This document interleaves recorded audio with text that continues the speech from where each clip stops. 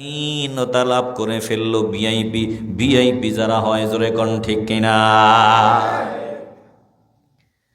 হৃদয় দিয়ে উপলব্ধি করে আলান, এই জমিনে এমন একদল বান্দা আছে যে বান্দাদের সামনে মালাকুল মউত দাঁড়াইয়া সালাম দেয়, আসসালামু আলাইকুম ইয়া ওয়ালি আল্লাহ।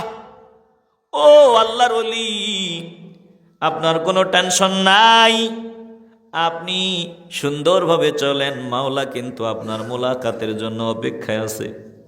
এই যে তাকায় দেখেন না মাওলার নূরের নাম, তাকায় দেখেন জান্নাতের ফল, তাকায় দেখেন আপনার আমল নামা, আপনি জমিনে কত কত ভালো কাজ করেছেন, এই মসজিদের ভিতরে বসিয়া সুবহানাল্লাহ বলছেন, এটা দেখেন, দেখা যায়। তাকায় দেখেন আপনার ফলাফল ভালো, আপনার রিপোর্ট ভালো, কবর আপনার জন্য রেডি, জান্নাতের বাগান হিসাবে কবরটা রেডি। ওখানে গিয়ে একটু আরাম ফরমাইবেন, একটু শান্তিতে ঘুমাইবেন, আর রাহমাতুল লিল আলামিনও কবরে আপনার মোলাকাতের জন্য চলে আসবে।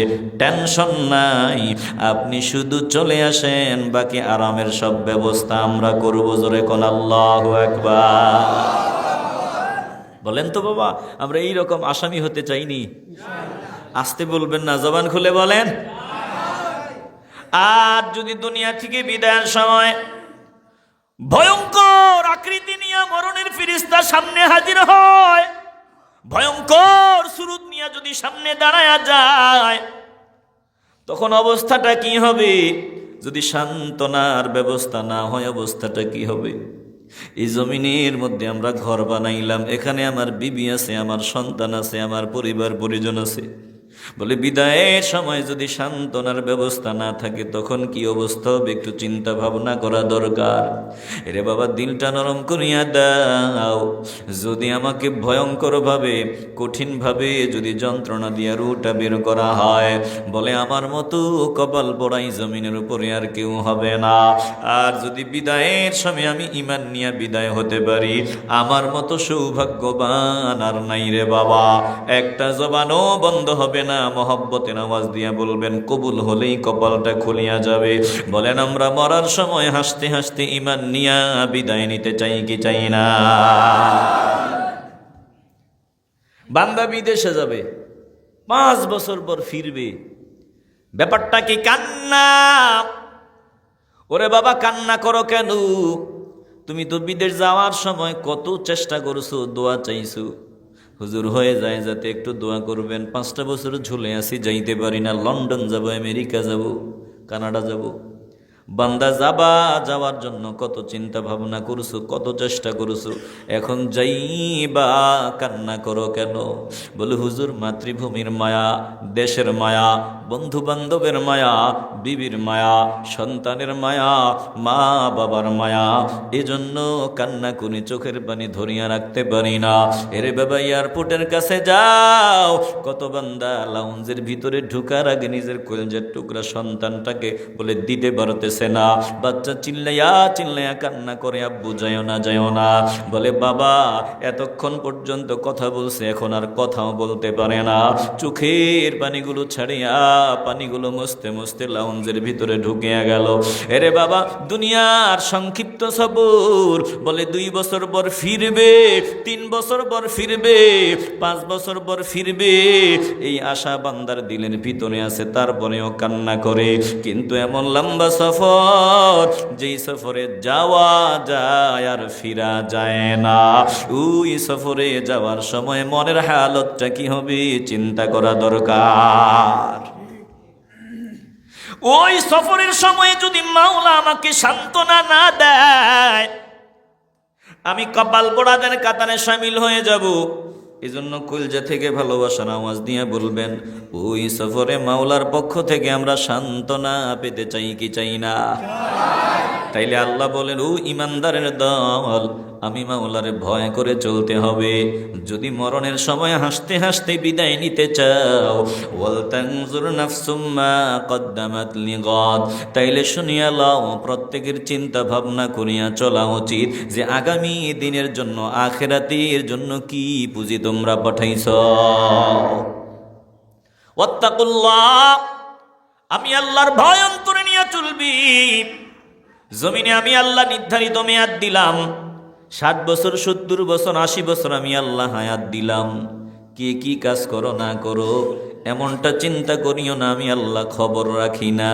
সব খবর যিনি রাখেন, কলিজা থেকে ভালোবাসার আওয়াজ দিয়ে বলবেন তিনি কে? ইন্নাল্লাহ খবীরুম বিমা তা'মালুন।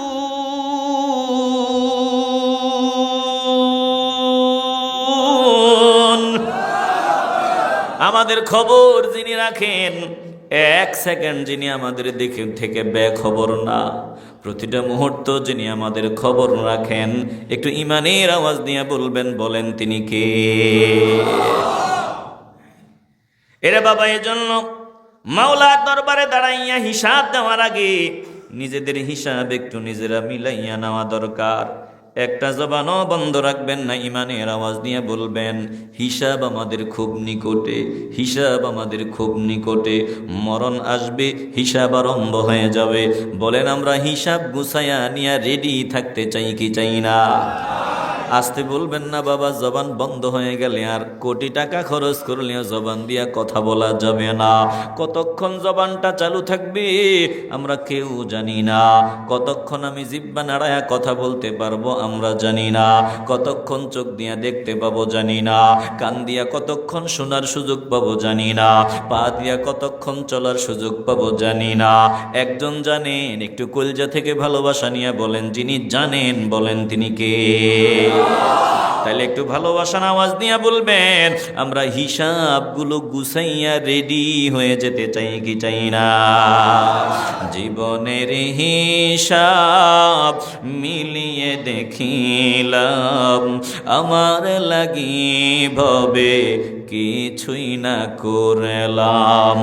জীবনের হিসাব মিলিয়ে দেখিলাম, আমার লাগি ভবে কিছুই না করলাম। আমার আমার করে জীবন কাটাইলাম, আমার আমার করে জীবন কাটাইলাম। বিদায় কালে আমি কিছুই না পেলাম। জীবনের হিসাব মিলিয়ে দেখিলাম, আমার লাগি ভবে কিছুই না করলাম। জীবনের হিসাব মিলিয়ে দেখিলাম, আমার লাগি ভবে কিছুই না করলাম। ঘুমের মাঝে আমি স্বপ্ন দেখিলাম, ঘুমের মাঝে আমি স্বপ্ন দেখিলাম। ভুল করে ভুল বুঝে সত্য ভাবিলাম। কথা কন ঠিক কিনা? এরে বাবে দুনিয়া কি বলে স্বপ্ন। ঘুমাইলে বান্দা যতক্ষণ ঘুমের ঘরে স্বপ্ন দেখে ততক্ষণ বুঝে না এগুলো কিছুই না, এগুলো ভুয়া। ঘুমের মধ্যে যতক্ষণ স্বপ্ন দেখো ততক্ষণ মনে করো স্বপ্নটাই বুঝি বাস্তব। বলে স্বপ্নটারে বাস্তব মনে করিয়া বান্দা কত মজা নেয়, কত মজা নেয়। আসলে বাস্তব কিছুই না, এটা স্বপ্ন। কখন বুঝতে পারে? যখন বান্দার স্বপ্নটা ভাঙ্গিয়া যায় তখন বান্দা বুঝি এতক্ষণ যা দেখছি কিছুই না, ধোকা। জোরে গন ঠিক কিনা? ঘুমের মাঝে আমি, তাহলে দুনিয়াটা ঘুম। ঘুমের মাঝে আমি স্বপ্ন দেখিলাম, ভুল করে ভুল বুঝে সত্য ভাবিলাম। আসলে সবই ধোঁকা, বুঝলো না এই বোকা। আসলেই সবই ধোঁকা, বুঝলো না এই বোকা। স্বপ্নকে সত্যি ভেবে আসল হারাইলাম।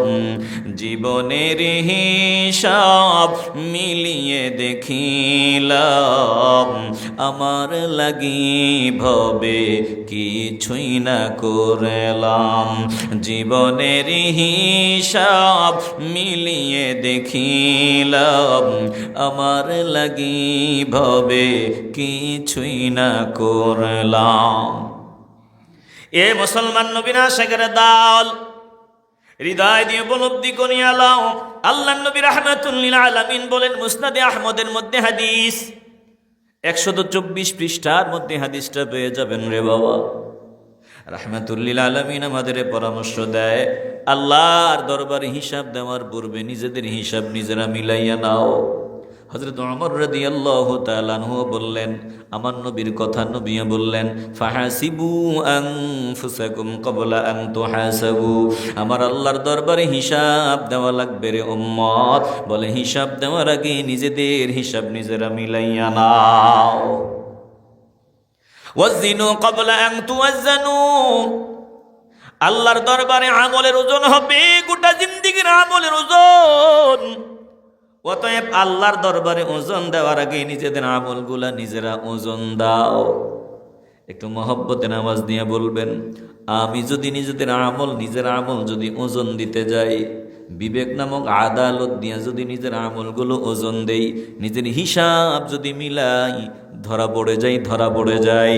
বলেন ধরা পড়ে যাই, এজন্য কি করা লাগবে? বলে এখনো সময় আছে, খাঁটি তওবার নিয়ত করা চাই। একটা জবানও বন্ধ রাখবেন না। বলেন বাঁচার জন্য আমরা তওবার নিয়ত করে ফেলতে চাই কি চাই না? আসতে হবে না, জবান খুলে বলতে হবে, তওবার নিয়ত করার প্রয়োজন আছে কি নাই? আল্লাহর নবী বলছেন, শুনিয়া লও, বুদ্ধিমান ওই বান্দা, যেই বান্দা তওবার নিয়ত করিয়া চলে, খাঁটি তওবা করিয়া লয়। আর বান্দা যত মন্দ কাজের প্রবণতা, ভিতরে নফসু তাকে যত কাজের দিকে উদ্বুদ্ধ করে, মন্দ কাজের দিকে নিয়ে যেতে চায়, আমার নবী বলেন বুদ্ধিমান ওই বান্দা নফসের বিরুদ্ধে জিহাদ করিয়া যেই বান্দা বিজয়ী হয়। আল কাইয়িসু মান দানা নাফসাহু ওয়া আমিলা লিমা বাদাল মাউত, এই বান্দা হলো বুদ্ধিমান। বিরক্ত হইতেছেন নাকি আপনারা? কোন বান্দা বুদ্ধিমান বান্দা? আল্লাহ নবী বলেন, যেই বান্দা নিজের নফসকে নিয়ন্ত্রণ করিয়া চলে, মৃত্যুর পরের জিন্দেগির জন্য বান্দা নেক আমল করে, এই বান্দা হলো বুদ্ধিমান বান্দা। একটা জবানও বন্ধ হবে না। বলেন কবুল হলেই কপাল খুলবে। আমরা নিজের নফসকে নিয়ন্ত্রণ করিয়া পরকালের জন্য নেক আমল করতে চাই কি চাই না? নফস বলবে মসজিদে বসে থাকার দরকার নাই, বাড়ি যা, বাজারে যা, রাস্তায় যা। বান্দা নফসের বিরুদ্ধে জিহাদ করিয়া বিজয়ী হবে। নফস বান্দাকে বলবে মসজিদে যাওয়ার দরকার নাই, নামাজ পড়ার দরকার নাই, ফজরের সময় ঘুমা। বান্দা আরামের ঘুমকে হারাম করে দিয়া মসজিদে আসিয়া আল্লাহকে সেজদা দিবে। নফস বান্দাকে বলবে মেজাজ গরম দেখাইয়া গালি দে। বান্দা নফসকে নিয়ন্ত্রণ করিয়া জবান দিয়া গালি দিবে না। নফস বলবে রমাদানে রোজা রাখার দরকার নাই, বলে শরীরে সমস্যা হবে, এই সমস্যা ওই সমস্যা। বান্দা নফসকে নিয়ন্ত্রণ করিয়া রমাদানে রোজা রাখবে, বলে নফস বান্দাকে নেক আমল থেকে ফিরাইয়া রাখতে চাইবে। আর বান্দা নফসকে পায়ের তলায় দিয়া বেশি বেশি নেক আমল করবে। এই বান্দা হলো বুদ্ধিমান বান্দা। বলেন আমরা বুদ্ধিমান বান্দা হতে চাই কি চাই না? এরে বাবা, অনুরোধ করিয়া বলি, দিল দিয়ে অনুধাবন করেন, কপাল পোড়া কোন বান্দা? নবীজি বলেন, ওয়াল আজিজু মান ইত্তাবা নাফসাহু হাওয়াহা ওয়া তামান্না আলা আল্লাহিল আমানিয়া। যেই বান্দা মন যেমনে চায় এমনে চলে, নিজের কামনা বাসনার মধ্যে একেবারে ভাসায় দেয়, যেমনে মন চায় বান্দা এমনে চলে, এই বান্দা হলো কপাল পোড়া। এই বান্দা হলো দুর্ভাগ্যবান বান্দা, ভাগ্যহীন বান্দা, কপাল পোড়া বান্দা। এ মুসলমান ইমানদার, ইমানের আওয়াজ দিয়া বলবেন, আমরা মন যেমনে চায় এমনে না চলিয়া মাওলা যেমনে চায় বলেন এমনে চলতে চাই কি চাই না? আসতে হবে না, জবান খুলে বলেন চাইনি।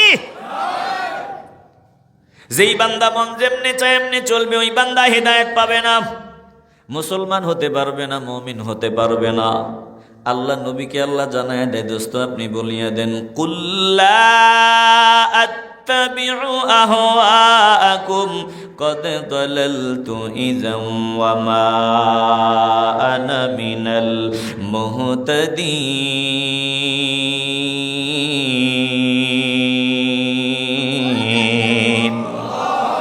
চিল্লায় মন চাইলে বলেন না আল্লাহু আকবার। আল্লাহ নবীকে আল্লাহ শিখাই দিতেছেন, ও দোস্ত গো আপনি বলিয়া দেন, লা আত্তাবিউ আহওয়াকুম, আমি নবী খেয়াল খুশি মতো চলবো না, আমি যেমনে মন চাই আমি এমনে চলবো না। যদি আমি মন যেমনে চাই এমনে চলি, কদ দালালতু ইযাম ওয়া মা আনা মিনাল মুহতাদিন।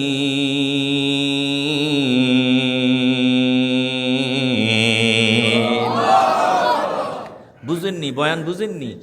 নবীকে আল্লাহ শিখাই দিতেছে, দোস্ত আপনি বলেন, লা আত্তাবিউ আহওয়াকুম, আমি নবী খেয়াল খুশি মতো চলবো না, খেয়াল খুশি মতো চলিও না, আমি চলবো না। যদি আমি খেয়াল খুশি মতো চলি তাহলে অবশ্যই আমি হেদায়েত পাবো না, আমি হেদায়েতের পথ থেকে বিচ্যুত হয়ে যাব। মুসলমান নবীর আশিকের দল, তাইলে আমার নবী গোটা জিন্দিগিতে নিজের মন মতো কোনো কথা বলেন নাই, মন যা চাইছে নবী তা বলেন নাই, নবী যেমনে মন চাইছে এমনে চলেন নাই। একজনের ইশারায় আমার নবীর গোটা জিন্দিগি চলছে, বলেন তিনি কে? আমরা নবীর উম্মত, আমাদের গোটা জিন্দেগি চলবে আমার নবীর আদর্শের ভেতরে। নবীর আদর্শের বাহিরে যারা চলবে, নবীর উম্মত দাবি করবে, বুঝতে হবে এটা ভুয়া, এটা ভুয়া দাবিদার। একটু বলে এটা কি দাবিদার? আওয়াজ লাগবে, এটা কি? ভুয়া। যেটা নবীর আদর্শ মানে না, নবীর তরিকায় চলে না, চলতে বললে গাদ্দারি করে, এটা ভুয়া। তো ভুয়া, এটা চূড়ান্ত পর্যায়ের বেয়াদব। কথা কন না কেন? একটা আছে চলে না, টুপিওয়ালা যদি ডাক দেয়, ভাই কিরে বাবা রমাদানে রোজা রাখলি না, দিনের বেলা বিড়ি খাও, শরম লজ্জা নাই, হায়া নাই। মিয়া সাহেব যখন ধমক দেয়, বিড়িটা তাড়াতাড়ি ফালায় দিয়া কয়, মিয়া সাহেব দোয়া চাই, কামটা ঠিক হয় নাই, দোয়া করবেন আগামী দিন থাইকা যাতে রোজা রাখতে পারি। বলে বান্দা রোজা রাখে নাই, বিড়িটা ফালায় দিছে, দোয়া চাইছে, এটা আদব আছে এটার ভিতরে।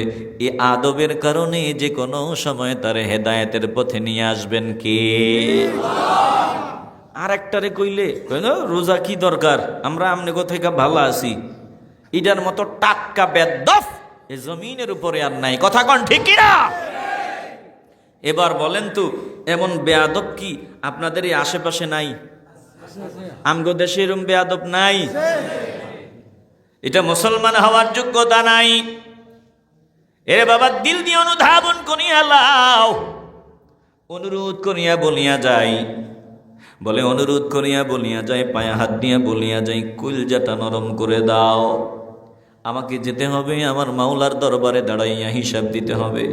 এই যে মুসনাদে আহমদের, বলে মুসনাদে আহমদ থেকে শোনায় দিলাম আপনাদেরকে হাদিসের টুকরা, 124 পৃষ্ঠা খুললেই পেয়ে যাবেন।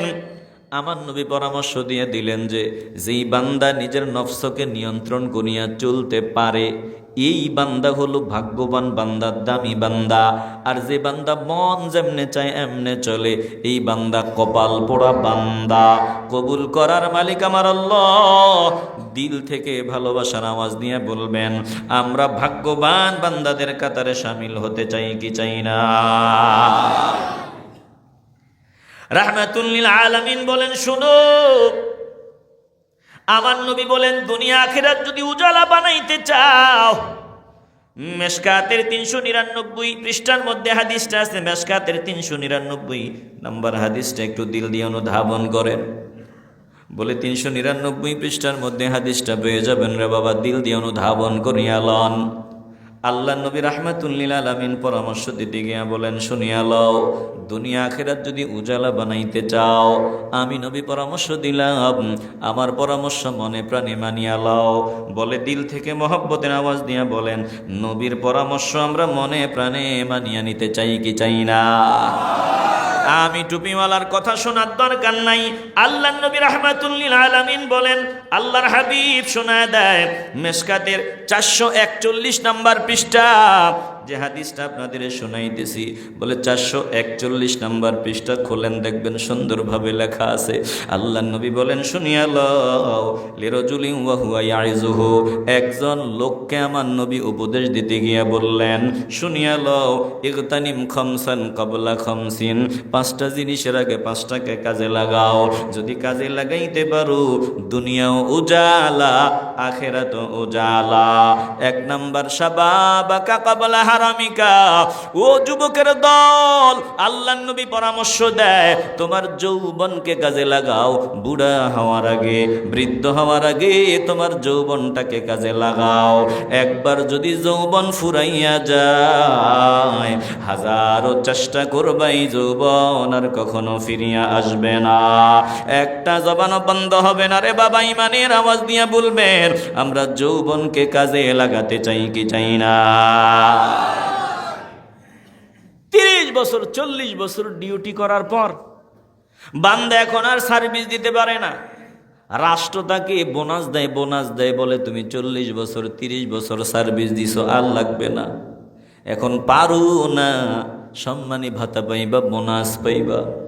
আল্লাহ বলেন, শুনিয়া লাও, আল্লাহ নবী বলেন, শুনো, যেই বান্দা যৌবন ইবাদতে কাজে লাগায়, যৌবনে বান্দা নিয়মিত ফজরের নামাজে যায়, যৌবনে বান্দা 5 ওয়াক্ত নামাজ আদায় করতো, তেলাওয়াত করতো, রমাদানে রোজা রাখতো, এখন বার্ধক্যজনিত কারণে বান্দা মসজিদে যাইতে পারে না। বলে রোগ অসুস্থ, মসজিদে গিয়ে আমার আল্লাহকে সেজদা দিতে পারে না। এখন আর বয়ানের মধ্যে আসিয়া ফকিরের মতো বসিয়া বয়ান শুনতে পারে না। যৌবনে বান্দা বয়ানে আসিয়া বয়ান শুনতো। আল্লাহ ডাক দিয়া বলেন, ও ফিরিস্তার দল, আমার বান্দা তো যৌবনে আমার বন্দিগি করেছে, এখন বার্ধক্যজনিত কারণে আমার বান্দা ওই বয়ানে গিয়া বসতে পারে না, রমাদানে রোজা রাখতে পারে না, বলে ওই মসজিদে গিয়ে আমাকে সেজদা দিতে পারে না। ও ফেরেশতার দল, তোরা লিখিয়া দে, যৌবনে আমার বান্দা আমাকে সেজদা দেওয়ার কারণে, এখন বার্ধক্যজনিত কারণে সেজদা দিতে না পারলেও তোরা লিখিয়া দে, আমার বান্দাকে আমি বোনাস হিসাবে যৌবনের ইবাদতের সমান সওয়াবের মালিক বানায় দিলাম। এ মুসলমান ইমানদার, একবার যৌবন ফুরায় গেলে আর ফিরিয়া আসে না রে বাবা। তুমি মনে করো তুমি এখন জোয়ান যৌবন, এখন যৌবনের গরমে তুমি যা ইচ্ছা তা করো, বলে যৌবন ফুরায় যাইতে বেশি সময় লাগে না। তোমার সামনে তোমার দাদা ভাইয়া আছে, তোমার চাচা আছে, মুরব্বীরা আছে, একটু নজর দাও, জিজ্ঞাসা করো, দেখবা তিনি আফসুস করে বলবেন, ও বাবা রে, ও দাদা ভাইয়া রে, কোন দিক দিয়ে জানি আমার 60 বছর ফুরায় গেল, যৌবন ফুরায় গেল, মনে হলো ওই দিন মাত্র বিয়ে করলাম তোর দাদি রে, তোর মা রে, কিন্তু তাকায় দেখ ফুরায় গেল সময়, উনিও বুড়ি হয়ে গেলেন, আমিও বৃদ্ধ হয়ে গেলাম। বলে কোন দিক দিয়ে সময়গুলো মাইনাস হয়ে গেল টেরও পাইলাম না। এখনো চোখের পাতার মধ্যে বিয়ে শাদী করে একটা সুন্দরী নারী যে নিয়ে আসছিলাম চোখের পাতায় ভাসে, এখনো ওই দিনগুলো ভাসিয়া উঠে, চোখের ফলকেই ফুরাইয়া গেল, কোন দিক দিয়া গেল টেরও পাইলাম না। এ মুসলমান ইমানদার, এই বাবার দিকে নজর দাও, তোমার মতো বয়সের দৌড়ে নাম্বার 1 হইতো, 1 নাম্বার হইতো দৌড় প্রতিযোগিতায়, এখন তাকায় দেখো ওই 10 বছরের বাচ্চার সাথেও দৌড় প্রতিযোগিতা দেওয়ার সাহস করবেই না। বলে দুনিয়ার মজা বেশি দিন স্থায়ী হয় না, জিব্বার স্বাদও কিন্তু কমিয়া গেল। ইলিশ মাছ পাকাইয়া জিব্বায় দেওয়ার পর বলে মজা লাগে না, মজা লাগে না। ছোট 10 বছরের বাচ্চা কই কি মজা, কিন্তু দাদা জিব্বায় দিয়া কয় মজা লাগে না। গরুর গোস্ত জিব্বাই দিয়া কয় টেস্ট লাগে না, কোনো কিছুই মজা লাগে না। বলে দুনিয়ার মজা কমিয়া গেল রে বাবা। জিব্বায় স্বাদ পায় 10 বছর 15 বছরের ছেলেটা স্বাদ পায়, দাদা ভাইয়া স্বাদ পায় না। বলে কোমরের শক্তি কমিয়া গেল, ওই জিব্বার পাওয়ার কমিয়া গেল, শ্রবণ শক্তিও কমিয়া গেল, এক কথা 10 বার বলা লাগে। বলে এখন আর চোখ দিয়া চশমা ছাড়াও দেখা যায় না, লাঠি ছাড়াও হাঁটা যায় না। এ মুসলমান ইমানদার, এইভাবে চোখের ফলকে জিন্দেগি কোন দিক দিয়া বিদায় হবে বলাও যাবে না। যৌবন ফুরিয়ে যাবে রে বাবা। যৌবন যদি ইবাদতে কাটানো যায়, দুনিয়াও উজালা আখেরাত উজালা। একটু কলজা থেকে ভালোবাসার আওয়াজ দিয়া বলবেন, যৌবনে আমরা মাওলার ইবাদত করতে চাই কি চাই না? আল্লাহর নবী বলেন, শাবাবাকা ক্বাবলা হারামিকা, যৌবন কাজে লাগাও, বুড়া হওয়ার আগে তোমার যৌবনের সময়টাকে তুমি কাজে লাগাও। রাহমাতুল লিল আলামিন বলেন, ওয়াসিহাতাকা ক্বাবলা সাকামিকা, শুনিয়া লও, তুমি অসুস্থ হওয়ার আগে তোমার সুস্থতার নিয়ামতকে কাজে লাগাও। এরে বাবা, এই জান্নাতি টুকরার মধ্যে বসছো, এখন সুস্থ, আগামী দিন এমনটাও অবান্তর নয়। দেখবা শরীর কেমন কেমন লাগে, মাথাগুলো ঘুরায়, কেমন কেমন লাগে। ডাক্তারের কাছে যাওয়ার পর জিহ্বায় রুচিও নাই কয়েকদিন পর্যন্ত। ডাক্তার পরীক্ষা নিরীক্ষা করিয়া ডাক দিয়া কয়, আপনার পরিচিত কে আছে? বলে রুগীর আপন মানুষ থাকেন, একটু পার্সোনাল সিক্রেট কথা আছে, রুগীরে নিয়ে একটু বাহিরে চলিয়া যান। এবার জানায়া দেয় যে ওনার তো চূড়ান্ত ক্যান্সার দেহের ভিতরে জমা পাচ্ছে। বান্দা, তোমার খবর নাই, আজ তুমি সুস্থ, আগামী দিন তুমি ক্যান্সারে আক্রান্ত হয়ে যেতে পারো। বলে ঘর থেকে বান্দা বের হইল, রাস্তা দিয়ে চলতেছে, হঠাৎ করে পিছন দিক দিয়ে আসি একটা গাড়ি ধাক্কা দিল, মেরুদণ্ড জন্মের মতো ভাঙ্গিয়া গেল। মরার আগ পর্যন্ত বান্দা যেখানে প্রস্রাব ওখানেই পায়খানা। বলে এমনটা অবান্তর নয় রে বাবা, এখন তুমি সুস্থ, আগামী দিন তুমি অসুস্থ হইবা না কোনো গ্যারান্টি নাই।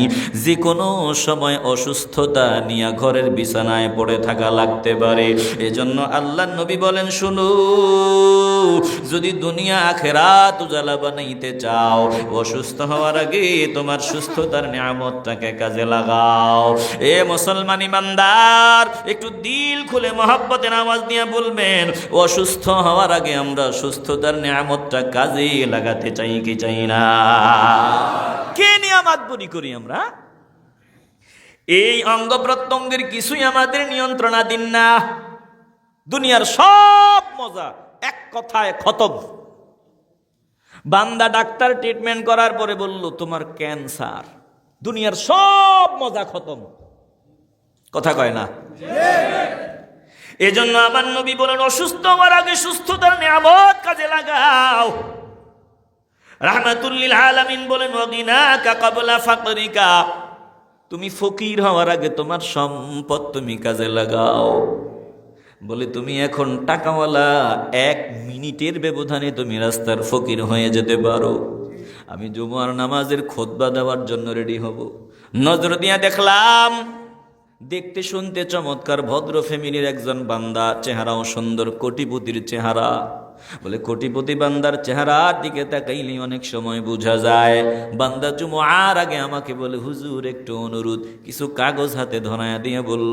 এবার নজর দিয়া দেখলাম বান্দা সালাম দিয়ে বলতেছে, হুজুর ওই যে বাংলা বাজারের কিনারায় কোটি কোটি টাকার ব্যবসা আমার ছিল, বলে আগুন লাগিয়া মুহূর্তের মধ্যে সবগুলো ধ্বংস হয়ে গেল।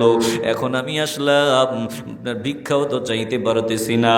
বলে রাস্তার ফকির হয়ে গেলাম, মা পাশের হসপিটালে ভর্তি।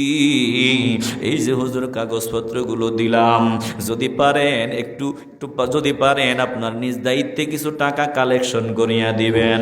বান্দা কোটি কোটি টাকার মালিক, আগুন লাগিয়া চোখের পলকে সব ধ্বংস হয়ে গেল। কোটি কোটি টাকার সম্পদ চোখের পলকে ধ্বংস হইতে সময় বেশি লাগে নাই রে বাবা। তাইলে আল্লাহর নবী বলছেন, ফকির হওয়ার আগে তোমার সম্পদ কাজে লাগাও, কারণ চোখের পলকেই মিনিটের ব্যবধানে ফকির বানায় দিতে পারেন কে?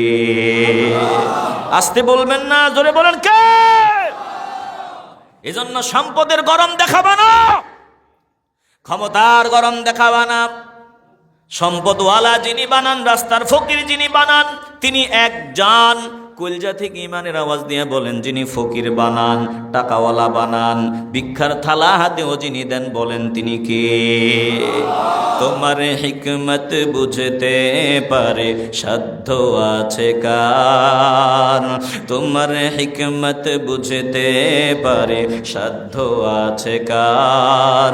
তুমি সেরা, তুমি মহান, তুমি মহাকারিগর। একটু ভালোবাসা নিয়ে বলেন আল্লাহু আকবার, ভালোবাসা নিয়া আল্লাহু আকবার, আল্লাহু আকবার, আল্লাহু আকবার। কাউরে তুমি বানাইলা টাকা পয়সাওয়ালা, কারো হাতে উঠাই দিলা ভিক্ষারি থালা। কাউরে তুমি বানাইলা আতুর ল্যাংড়া লুলা, কাউরে আবার তৌফিক দিলা হাঁটাও চলার। এসব তোমার হিকমত মাওলা, বুঝার সাধ্য কার? তুমি সেরা, তুমি মহান, তুমি মহাকারিগর। আল্লাহু আকবার, বলেন আল্লাহু আকবার, আল্লাহু আকবার, আল্লাহু আকবার। চিল্লায় বলেন আল্লাহু আকবার। এরে বাবা, এখন তুমি কোটিপতি টাকাওয়ালা, বলে মিনিটের ব্যবধানে যিনি তোমার ফকির বানায় দিতে পারেন, বলেন তিনি কে? আল্লাহ নবী বলেন, শুনো, ফকির হওয়ার আগে তোমার সম্পদ তুমি কাজে লাগাও। ও ফারাগাকা ক্বাবলা শুগলিকা, এখন তুমি অবসর আছো, অবসর সময়টাকে কাজে লাগাও। ব্যস্ততা হাজির হওয়ার আগেই, বলে ব্যস্ততা আসার আগেই অবসর সময়টাকে কাজে লাগাও। আল্লাহ নবী বলেন, ওয়া হায়াতাকা ক্বাবলা মাউতিক রাহমাতুল লিল আলামিন, বলেন শুনো, জীবনটা কাজে লাগাও, তোমার মরণ আসার আগে তোমার জিন্দেগিটাকে কাজে লাগাও। যে কোনো সময় ডাক চলে আসতে পারে। এ মুসলমান ইমানদার, যে কোনো সময় মরণ চলে আসতে পারে। বান্দার একমাত্র সন্তান, একটা মাত্র সন্তান। আগামী জুমা আবার বান্দার সন্তানের বিয়ে শাদী হবে। বলে এবার সব রেডি হয়ে গেল, বর ওই যে কোন বলে মেহমানরা আসতে আর সামান্য সময় বাকি, মেহমান আসবে আর সামান্য সময়। বান্দা মেহমান আসার আগেই হঠাৎ করে মাথা ব্যথা, শরীর ব্যথা, বুক ব্যথা, হঠাৎ করে বান্দা জমিনে পড়িয়া গেল। ধরাধরি করিয়া হসপিটালে নেওয়ার পর চিকিৎসক জানায় দিল জমিনে নাই, বিদায় হয়ে গেছে। ওরে বাবা, তুমি মনে করো তুমি না থাকলে দুনিয়াদারি চলবে না, আমার ছেলেটা কেমনে চলবে, আমার ফ্যামিলির লোকগুলা কেমনে চলবে, আমি না থাকলে তাদের কি উপায় হবে? না না না, যতদিন আসু ততদিন তারা তোমারে ব্যবহার করবে, সার্ভিস দিতে পারো তোমারে ব্যবহার করবে। বলে বাবার লাশটা খাটিয়ার মধ্যে শোয়াইয়া বলে কি করার আর, মেহমানরা চলে আসছে। কিছু কান্নাকাটি করার পর বলে মেহমানদারি চলুক, খাওয়া দাওয়া চলুক, পরে বাবার লাশ কবরে নিব। গোসল করিয়া খাটিয়ার মধ্যে শোয়া রাখছে, খাওয়া দাওয়া মেহমানদারি শেষ। এরপরে জানাজা দিয়া কবরস্থ করিয়া দিছে। বলে বিয়া শাদিও চলে, ওই বিদায়ের কাজও চলে। তোমার জন্য দুনিয়ার কেউ বসে থাকবে না, জোরে কোন ঠিক কিনা? এই জন্য জীবনটারে কাজে লাগাও মরণ আসার আগে। কখন আমার মরণ চলে আসে বলা যায় না, যে কোনো সময় আমার ডাক চলে আসতে রে, বাঁচতে পারে রে বাবা। একটু দিল থেকে ভালোবাসার আওয়াজ দিয়ে বলবেন, বলেন এই পাঁচটা জিনিসের আগে আমরা পাঁচটাকে কাজে লাগাতে চাই কি চাই না? এক নম্বরে আল্লাহ নবী শোনায় দিলেন যৌবন কাজে লাগাও বুড়া হওয়ার আগে। 2 নম্বরে অসুস্থতার কাজে লাগাও অসুস্থ হওয়ার আগে।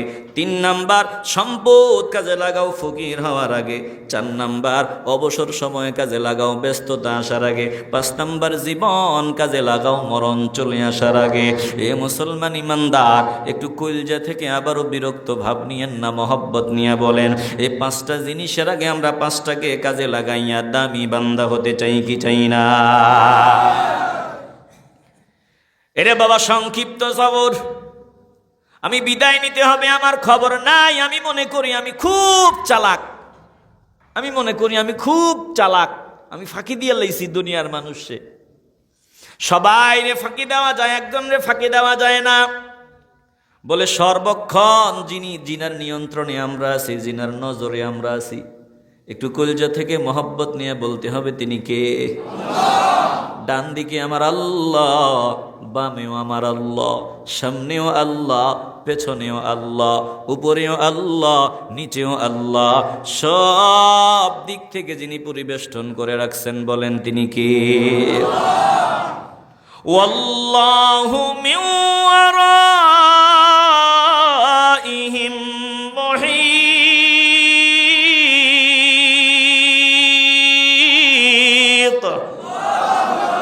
পালায়া বাঁচার কোনো রাস্তা নাই, সব দিক থেকে আমার আল্লাহ পরিবেষ্টন করে রাখছেন। কোন দিকে যাইবা, কই যাইবা, পালায়া বাঁচার কোনো রাস্তা নাই। এরে বাবা, আমরা জমিনে যা যা করি সব কিছু আল্লাহ মনিটরিং করেন, সব আমার মাওলা দেখেন, সব আমার মাওলা দেখেন রে বাবা। এই যে জমিনের উপরে তুমি চলাফেরা করো, জমিনটা আমার মাওলার বাহিনী, জমিন আমার মাওলার নির্দেশ শোনে। বলে আমার অঙ্গ প্রত্যঙ্গ এগুলো মাওলার বাহিনী। আল্লাহ শুধু হুকুম দিছে প্রতিবাদ করবি না। ও জবান, বান্দার সামনে বিদ্রোহ করবি না। জবান রে আমি অর্ডার দিলাম, এটা পরীক্ষার জায়গা, স্বাধীনতা দিয়ে দিলাম। বান্দা যদি জবান দিয়ে সুবহানাল্লাহ বলতে চায়, তুই বান্দাকে সাহায্য করবি। বান্দা জবান দিয়া তেলাওয়াত করতে চায়, তুই বান্দাকে সাহায্য করবি। বান্দা জবান দিয়া গালি দিতে চায়, তুই বান্দাকে সাহায্য করবি, প্রতিবাদ করবি না। চোখটাকে আমার আল্লাহ অর্ডার দিলেন, ও চোখ, বান্দার সামনে বিদ্রোহ করবি না। পরীক্ষার মেয়াদ যতদিন আছে, বলে বান্দা যেদিকে তাকাইতে চায় বিদ্রোহ করবি না, ওই দিকেই তাকানোর জন্য সাহায্য করবি। গোটা অঙ্গ প্রত্যঙ্গ যার নিয়ন্ত্রণাধীন বলেন তিনি কে? হাসরের ময়দানে আল্লাহ বলবেন, বান্দা দেখ, তোর অঙ্গ প্রত্যঙ্গ গুলারে আমি বলছি বিদ্রোহ করবি না, এজন্য তোরা সুযোগ দিছে। আমার অঙ্গ প্রত্যঙ্গ গুলো মাওলার দরবারে দাঁড়াইয়া কথা বলা আরম্ভ করিয়া দিবে। আমার আপাদমস্তক সেদিন মাওলার সামনে সাক্ষী দিবে। হাত বলবে, আল্লাহ গো, এই হাত দিয়া বান্দা এই কাজ করেছে। এই হাতের ভিতরে আমার আল্লাহ মেশিন ফিট করে দিলেন, সব ওপেন হয়ে যাবে। হার্ড ডিস্ক ওপেন করে দেওয়া হবে, গোপন সব জিনিস সেদিন ওপেন করে দেওয়া হবে। ইয়াউমা তুবুলাস সারাইর, সেদিন গোপনীয় সব বিষয় ওপেন হয়ে যাবে। ইকরা কিতাবাক, আল্লাহ বলবে পড়, তোর আমলনামা তুই নিজেই পড়। কাফা বিনফসিকাল ইয়াউমা আলাইকা হাসিবা। এ বান্দা বান্দির দল, তোর হিসাব নেওয়ার জন্য তুই নিজেই যথেষ্ট। আমার চোখ সেদিন মাওলার সাথে কথা বলবে, জবান কথা বলবে, আমার অঙ্গ প্রত্যঙ্গ কথা বলবে। তাইলে এই সব অঙ্গ প্রত্যঙ্গ একজনের বাহিনী। একটু দিল থেকে বলেন তিনি কে? মাতবুরি করিয়া লাভ নাই। জমিনে মেজাজ গরম দেখায় সবাই আমার কথা মতো চলতে হবে, আমার হুকুম মতে চলতে হবে। আরে বোকা বাবা, না না না, সবাই তোমার কথা মতো চলতে হবে, মাতবুরি দেখায়ও না। পারলে তোমার ভেতরের মেশিনগুলারে তোমার কথা মতো চালাও। তোমার আমার আমার আমার শুধু জিকির করলা সারা জিন্দিগি, তোমার ভিতরে যা আছে এগুলোও তো তোমার না। বলেন দিল থেকে শেষ সময় মহব্বতের আওয়াজ দিয়ে বলবেন, জবান কার কথা মতো চলে? হাত কার কথা মতো চলে? আমার ভেতরের লিভার কিডনি মেশিনগুলো কার কথা মতো চলে? বলে লাখ লাখ টাকা, কোটি কোটি টাকা খরচ করি, লিভারটা বাঁচাইতে পারি না। কিডনিটা ড্যামেজ হয়ে গেলে বলে বাঁচাইতে পারি না, কত চেষ্টা। বলে শুনিয়া লাও, এরপরে ভালো মতো খাইলাম, সিলেটে গিয়া এসি বাসের ভিতরে উঠলাম, ঢাকাগামী বাস। এবার কিছু দূর যাওয়ার পর হঠাৎ করিয়া চাপ দিল নিচের দিকে। বাসওয়ালারে ডাক দিয়ে বললাম তাড়াতাড়ি ব্রেক দে। কেন? বলে বাথরুম কোথায় তালাশ কর। বলে 10 মিনিট। আরে কি 10 মিনিট? আমার জান যায়, তুই কর 10 মিনিট, তাড়াতাড়ি কর। ভেতরের মেশিনগুলো আপনার কথা শোনে না। যদি আপনারই হইতো, আপনার কথা শুনতো তো খাইছেন, বলতেন ঢাকা যাওয়ার আগে ডিস্টার্ব করবি না, পেশাবও করতে পারবো না, পায়খানাও করতে পারবো না। বলেন আমার ভেতরের মেশিনগুলো আমার কথা মতো চলে? আসতে বলবেন না, জোরে বলেন। তো গাদ্দারি করি আলাপ নাই, শুধু আমার মাওলা মনের স্বাধীনতা দিলেন। আল্লাহ হুকুম দিলেন মনের গতিতে বান্দা চলবে। ও চোখ, ও জবান, ও কান, ও হাত, অঙ্গ প্রত্যঙ্গ শুধু একটু সাহায্য করবি। কিন্তু একদিন আমার হাত আমার বিরুদ্ধে সাক্ষী দিয়ে দিবে। আমার বিরুদ্ধে যখন সাক্ষী দেওয়া আরম্ভ করবে, বান্দা ডাক দিয়ে বলবে, কিরে আমার অঙ্গ প্রত্যঙ্গ আজ কেন আমার বিরুদ্ধে সাক্ষী দাও? এই অঙ্গ প্রত্যঙ্গগুলো ডাক দিয়া বলবে, শুনিয়ালাও, আল্লাহ জমিনে নিষেধ করেছেন আমরা যাতে কথা না বলি, এজন্য তুই সুযোগ পাইয়া কত গাদ্দারি করছো। আজ আমার আল্লাহ অর্ডার দিছেন, এই জন্য আমরা কথা বলি। জমিনে যদি আল্লাহ অর্ডার দিতেন, তুই একটা নাফরমানি করারও কোনো সুযোগ পাইতি না। যেহেতু জমিন পরীক্ষার জায়গা, আল্লাহ হুকুম দিছেন, ডিস্টার্ব করি নাই, এজন্য চুপ ছিলাম। বলেন তো এই জমিনের পাওয়ার আসেনি? অঙ্গ প্রত্যঙ্গ এগুলোর কথা বলার পাওয়ার আসেনি? আল-ইয়াওমা নাখতিমু আলা আফওয়াহিহিম ওয়া তুকাল্লিমুনা আইদিহিম ওয়া তাশহাদু আরজুলুহুম বিমা কানু ইয়াকসিবুন।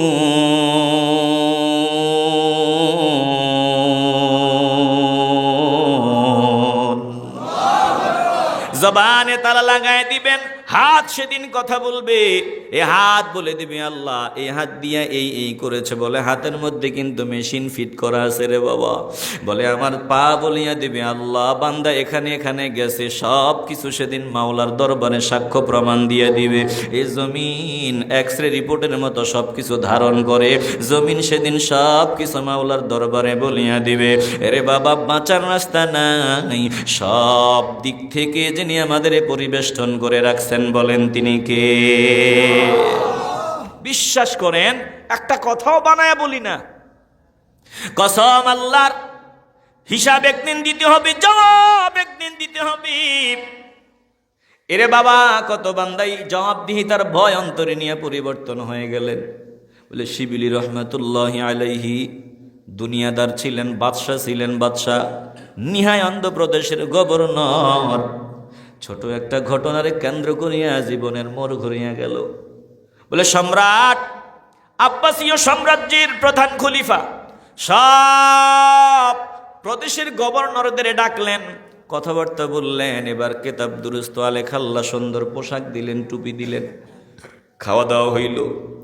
এবার একজন গভর্নরের হাসি আসলো, হাসির সাথে নাক দিয়া ময়লা বের হয়ে গেল। ওই ময়লাটা বের হওয়ার পর বাদশাহ যে পোশাক দিছিলেন, পোশাক দিয়ে ময়লাটা পরিষ্কার করে ফেলছে। বাদশার মেজাজ গরম, আমি একটা দামি পোশাক দিলাম, আমি পোশাক দিয়ে নাকের ময়লা পরিষ্কার করে দে, পোশাকটা খুলিয়ে দে। ওই গভর্নরের পোশাক খুলিয়া নেওয়া হইল, তার ফাওয়ার কারিয়া নেওয়া হইল। এবার শিবিলি রহমতুল্লাহি আলাইহি নেহায়ান্ত প্রদেশের গভর্নর বাদশার সামনে দাঁড়ায় কয়, বাদশাহ এই বান্দার হাসি আসছে, ওই নাকের ময়লা পরিষ্কার করছে পোশাক দিয়ে, মেজাজ গরম হয়ে গেছে। আপনি দামি পোশাক দিছেন, নাকের ময়লা পরিষ্কার করছে, এজন্য মেজাজ গরম। ও বাদশাহ, আমি চিন্তা করিয়া দেখলাম আমার মাওলা আমার যেই পোশাক দিলেন, এই পোশাকে আমার আল্লাহ এই রুহের উপরে আল্লাহ কুকুরের পোশাক পরায়া দিতে পারতেন, শুয়োরের পোশাক পরায়া দিতে পারতেন। আমার আল্লাহ মানুষত্বের পোশাক পরায়া দিলেন, উম্মতে মুহাম্মদের পোশাক পরায়া দিলেন। এই পোশাকের মধ্যে কত ময়লা লাগাইলাম, অহংকারের ময়লা। এই পোশাকের মধ্যে মিথ্যার ময়লা লাগাইলাম, বেনামাজের ময়লা লাগাইলাম, কত নোংরা লাগাইলাম। অতএব বাদশাহ আপনার পোশাকে নাকের ময়লা লাগাইছে, পোশাকটা খুলিয়া নিলেন। সকলের সামনে অসম্মান করলেন। আমারে আল্লাহ এই দামি পোশাক দিছেন, আমি এই পোশাকের মধ্যে কত ময়লা লাগাইছি। আমার মাথায় চিন্তা, আমার মাওলা তো আমাকে অপমান করবেন, শাস্তি দিবেন। অতএব নেন আপনার বাদশাহীর পোশাক, আপনাকে আমি ফিরাইয়া দিলাম। আমি চললাম, আমার এই দেহের মধ্যে যত ময়লা লাগাইছি সব ময়লা পরিষ্কার করা যায় যেখানে, ওখানেই আমি চললাম। এই শিবিলি রহমাতুল্লাহি আলাইহি, জুনায়েদ বাগদাদি রহমাতুল্লাহি আলাইহির দরবারে গিয়া খাঁটি তওবা করিয়া নেয়। 5টা বছর পর্যন্ত মেহনত করার পর এবার আল্লাহ এমন নিয়ামত দিয়ে দেয়, বলে এই শিবিলি রহমাতুল্লাহি আলাইহির সাথে মাঝে মধ্যে আমার আল্লাহ মজাও করতেন। জোরে কোন আল্লাহু আকবার। কত দামি বান্দা হয়ে গেছেন। এই ময়লাগুলো পরিষ্কার করতে গেলেন আল্লাহ ওয়ালার কাছে। বলেন আমাদের কলবে ময়লা আসেনি? আসতে বলবেন না, জবান খুলে বলবেন আসেনি? তো ময়লা নিয়ে আল্লাহর সামনে তো দাঁড়াতে পারবো না। আমরা ময়লা আবর্জনা সহ্য করতে পারি না, বিবিরে গালি দেই। ঘরে ময়লা কেন, ফ্লোরে ময়লা কেন, সিটে ময়লা কেন? আমরা আবর্জনা সহ্য করি না। অথচ আমার এই কল্প বড় দামি জিনিস, এই মেশিন বড় দামি জিনিস। এই মেশিনে এমন কোনো ময়লা নাই যেটা লাগে নাই। সুদের ময়লা, ঘুষের ময়লা, জেনার ময়লা, অহংকারের ময়লা, বলে মিথ্যার ময়লা, বেয়াদবির ময়লা, সব ময়লা এখানে জমা। এবার বলেন তো এই ময়লাগুলো পরিষ্কার করতে চাইনি? আসতে হবে না, জবান খুলে বলেন চাইনি? প্রিয় বাবারা, ভাইয়েরা, আসেন ময়লাগুলো পরিষ্কার করার সাধনা শুরু করে দেই।